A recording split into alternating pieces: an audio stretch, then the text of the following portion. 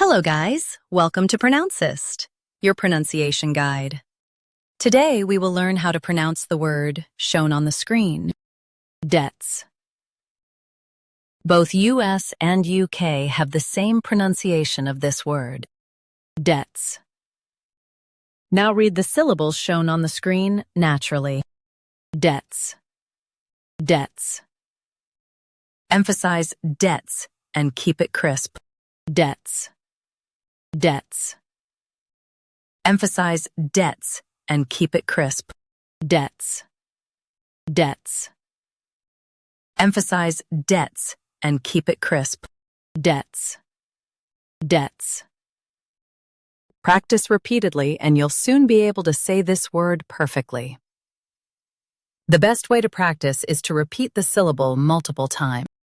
The meaning of the word is money owed to others. Try repeating this word several times to improve your pronunciation.